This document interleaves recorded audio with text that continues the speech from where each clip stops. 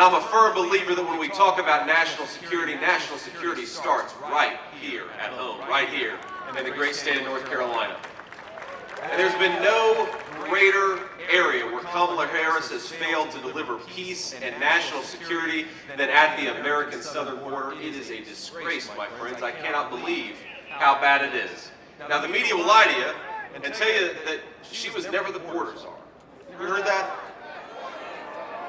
Even though they all said she was the border czar for 3.5 years. And remember that as border czar, Kamala Harris has allowed a literal invasion of this country, more than 10 million illegal aliens, and she's refused to deport the people who are already here. So that makes about 25 million illegal aliens now. Now our brave Border Patrol officers, they plead, they beg for her support.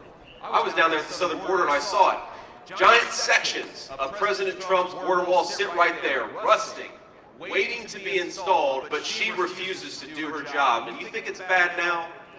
If we give Kamala Harris a promotion and make her the President of the United States, the southern border is going to look like Walmart on Black Friday, ladies and gentlemen. It's going to be no good. No fun at all. Now, while she offers amnesty for the people who've broken our laws, we have a different message. President Trump and I have a different message. To all the criminal illegals who flooded across Kamala's wide open southern border, pack your bags because in 6 months you are going home.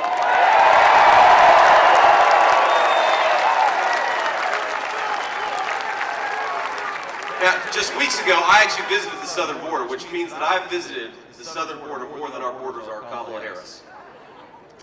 I saw where little girls are trafficked by the drug cartels, some of the most vile people in the world taking advantage of innocent little children and making money off of them. I met a rancher who endured violent criminals raiding his land. Just a rancher in Arizona trying to get by. And I see the desperation of families torn apart by the fentanyl and all the other poison the cartels are bringing into our country. Now, I know the hurt of that poison very personally. A lot of you know my story. I remember being a kid whose mom struggled with addiction. I remember waiting at the bedside of my mom, angry that she had taken something that she shouldn't have taken, but just praying, Lord Jesus, please, let her wake up. Let her make it through this time. And we got to remember, my friends, because of Kamala Harris's border policies, way too many of our loved ones are not waking up. Way too many kids have been orphaned. Way too many grandparents are raising kids they didn't expect to raise because Kamala Harris allowed the drug cartels to wage war on this country. I think it's time to wage war on the drug cartels, and that's going to start with Donald Trump's leadership.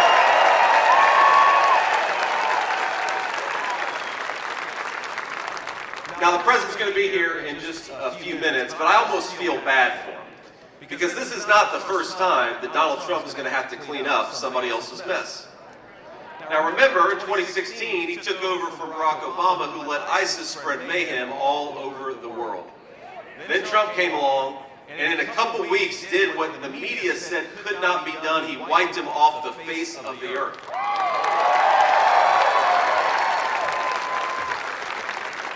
And remember, when we win this November, and it's going to start right here in North Carolina, I think the cartels are next. We're going to do just to them what Donald Trump did to ISIS.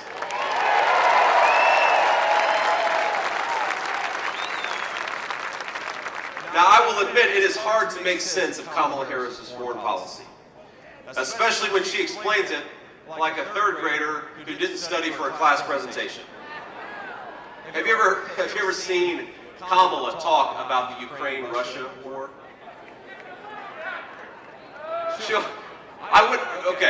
I'd recommend you go and see it, but wait until November, because you're going to lose about 20 IQ points when you watch Kamala Harris talk about Russia and Ukraine, and we need that over the next few months. We need you guys in top form, so don't watch it just yet. But she'll say, well, Ukraine is a country in Europe, and Russia's a country in Europe. And then you say, okay, well, what comes next, Kamala? And the answer is nothing comes next because she doesn't know what the hell she's talking about.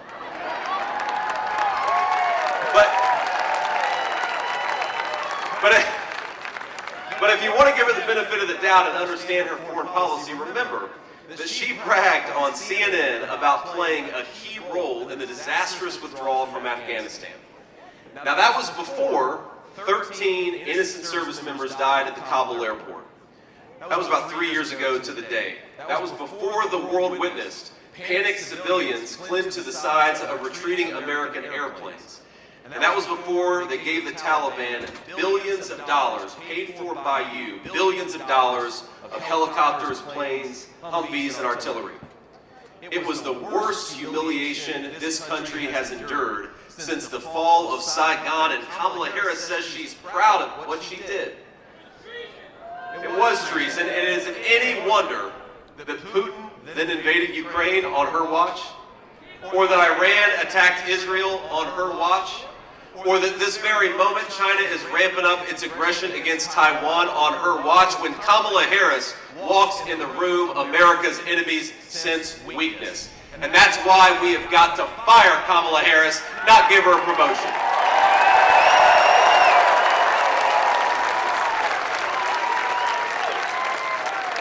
Now she wants to represent America all over the world, but she's terrified to face a friendly media. Does anyone think that the person who runs from the friendly American press could stand up to Vladimir Putin or Kim Jong-un or Xi Jinping? Of course you couldn't. So if you believe that a strong America requires a strong leader, I've got a recommendation for you. Why don't we re-elect President Donald J. Trump?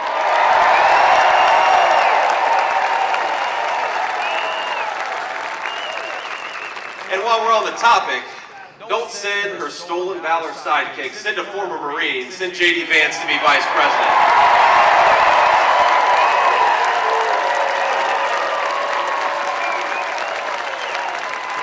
We got some Marines out there, Semper Fi. Now, Kamala Harris, she gets really mad when I bring up the stolen valor of her running mate. But let me tell you why it matters. Every single person here understands why this matters. Here's the record on Tim Walz, the governor of Minnesota. He dropped out of the military and allowed his unit to go to Iraq without him. And he knew they were going to Iraq. He lied about it, but he knew they were going to Iraq. Even his chaplain called him a coward. And those of you who served in the military know the chaplain is the nicest person in the unit. If the chaplain is calling you a coward, you must have really screwed up. He claimed to carry a weapon in war, but you ask him, Tim, what war have you ever been in? And the answer is he's never been to a single war. He lied about it. He lied about his rank, and he stood in silence as Nancy Pelosi and a lot of journalists praised him for his service on an imaginary battlefield instead of correcting the record. What won't stolen valor Tim Walz fib about? In fact, I believe at his next speech, he's probably going to say he survived an assassination attempt in Pennsylvania. I think that's what Tim Walz is going to claim next time. Now look, we don't criticize, and this is where the media is dishonest here, we don't criticize Tim Walz for his years of service in the National Guard. We condemn him for lying about that service for political gain. It's disgraceful, and nobody should tolerate it. Now, Tim Walz needs to not only explain why he abandoned his Guard unit, he also needs to explain his bizarre love affair with China. Have you seen this? This guy's been to China more than the U.S. ambassador to China. He got married in China. He visited China over 30 times. He honeymooned in China. He taught a course approved by the Communist Party in China. He even brought American high school students with him on visits to China. Now I know, and we all know, that Kamala Harris wanted to outsource our factories and jobs to China, but I didn't expect her to outsource the selection of her running mate to China too. But here's the problem in choosing him for vice president. It's not just about Tim Walz, it's about Kamala Harris's terrible judgment. We do not need a president with terrible judgment. We need Donald J. Trump back in the White House. Nothing matters in national security and foreign policy more than judgment, because nobody knows what's going to happen. Nobody knows what crisis is going to erupt over the next 4 years. And I got to be honest with you, my entire adult life has been shaped by presidents who threw Americans into unwise wars and then failed to win them. And if we're being honest, it wasn't just Democrats, it was sometimes Republicans too. And what did Donald Trump do? He stood up to the chicken hawks. He bucked the foreign policy establishment. Even sometimes he resisted pressure from within his own party. In President Trump's 4 years in office, we had 0 new wars. We had peace all over the world when Donald J. Trump was president. In the Middle East, he brokered the Abraham Accords, brought stability, and created a long-term balance to Iran. In Europe, he pushed the Europeans to take more responsibility for their own defense so the United States would not have to pay for a bunch of freeloaders. We ought to focus on our own security, not subsidize European welfare. They can take care of themselves. And never forget, as much as the Democrats said that Donald Trump was somehow on the side of Russia, the only president of the last 20 years who had Russia not invade a neighbor was the presidency of Donald J. Trump. He kept Russia in check. He's the only president of our lives to do it. Under Kamala Harris, Putin invaded Ukraine. But under Donald Trump, Putin didn't do a damn thing, and that's because of strong leadership. People respected him. And that's, by the way, my friends, why we were able to defend our own border, is because Donald Trump didn't have us distracted by fighting wars that we had no business being involved in. We got to focus on our own border right here at home. That is the Donald Trump principle, and that's what we're going to bring back to the White House. It's funny, all these people said that he was going to start a nuclear war, but President Trump knew more about diplomacy than any president in the last 40 years. In Asia, he opened diplomatic talks with North Korea after a half-century of stagnation. And you remember when he went to North Korea, he met with Kim Jong-un, the leader of that country. And if you know anything about Kim Jong-un, well, how do I say this politely? Kim Jong-un doesn't miss a whole lot of meals, okay, my friends? And Trump stands there with the media and Kim Jong-un. You remember this? I'd encourage you to go look it up. And he brings the media in and he says, all right, everybody, take some photos of us, make us look nice, make us look skinny. And Kim Jong-un sat up like that. It means something to have a president who's not afraid to go into hostile territories, tell a few jokes, and actually engage in diplomacy. That preserves peace. While all these Democrats lied about Donald Trump being the candidate of nuclear war, Donald Trump is the person who prevented nuclear war, and if we're not careful, Kamala Harris is going to walk us right into nuclear war. We got to kick her out and not give her a promotion to President of the United States.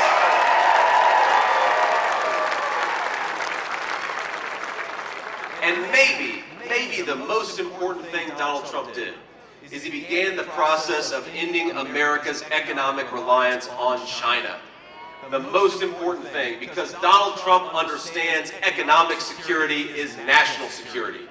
The whole world knows that China doesn't have better workers than America, but they're willing to lie, cheat, and steal to win. They lied about unleashing COVID-19, they cheat and they ignore trade rules, and they steal America's intellectual property. Now, Kamala Harris lets China get away with all of it, and China Tim helps her. Donald Trump isn't going to let China steal a damn thing. He's not going to let them steal our factories, not going to let them steal our jobs, not going to let them steal the American dream from American workers. Donald Trump will not allow America to be dependent on Chinese medicine for our children. That's a big thing. You know, so much of what we put into the bodies of our children is made in China. It doesn't make any sense. And Donald Trump will tell China that if they don't stop sending fentanyl into our city, there is going to be hell to pay. No more of that crap. We need somebody who stands up for American workers. Now, the establishment loves to complain about President Trump's approach to diplomacy. They don't like the way that he talks. Have you seen this? Why is it that our leaders are so careful with their words but so reckless with their actions? I prefer a different kind of statesmanship, one that stands up to the crowd, one that stands for American interests, and that pursues those interests ruthlessly, but also carefully, with strong words and the strongest military in the world, but with great restraint to balance it out. Donald Trump's presidency was the first disruption to the failed consensus and the terrible consequences that it wrought. So I say, let him whine about Donald Trump's tweets. Because let's be honest, folks, mean tweets and world peace has a pretty nice ring to it. I think we ought to bring it right back.